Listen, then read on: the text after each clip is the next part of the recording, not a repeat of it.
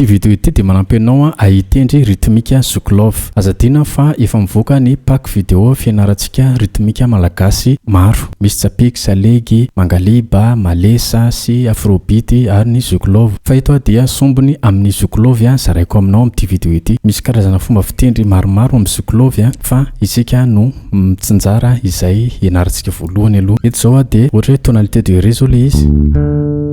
Ao anatin'izay dia misy position na doigté ianarana sy ny accord mifanaraka aminazy. Ohatra hoe eto zao ré, dia avy eo 4e note, dia avy eo 5e note. Zay antsoina hoe triade majeur. Dia asitsika intervalle le izy. Misy karazany betsaka ny intervalle fa anankiray amin'izay aloha ndray isika.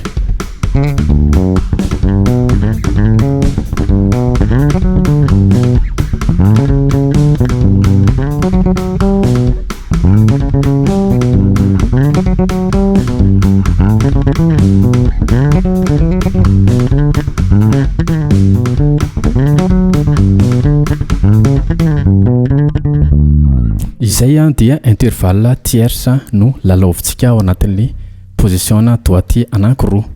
Doigté position 1 zao aty amin'ny 12e casitsika. Dia sitsika pattern 3 notes.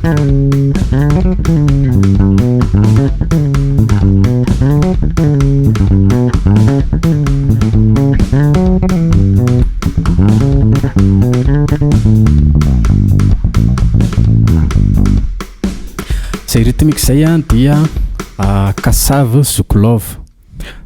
Nataoko 129 bpm le vitesse dia raha mila an'le batterie fotsiny ianao dia misorata eo amin'ny commentaire eo hoe batterie alefako aminao any amin'ny WhatsApp le izy amin'ny numéro io. Ny tena mety tonga dia mandefa message WhatsApp ianao dia alefako aminao le batterie fotsiny ahafahanao mikotrana. Ity indray ny teknika anankiray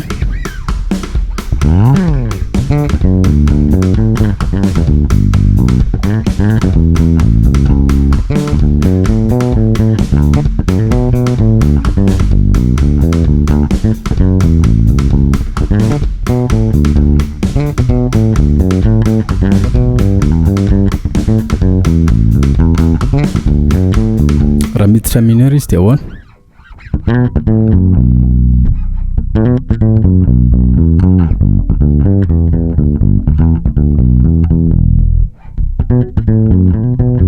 Efa natoroko tamin'ny vidéo tany loloha tany rehefa miditra mineur dia position doigté numéro 2 ny ampiasaina dia manao le accord majeur 7 na accord mineur 7 tsika.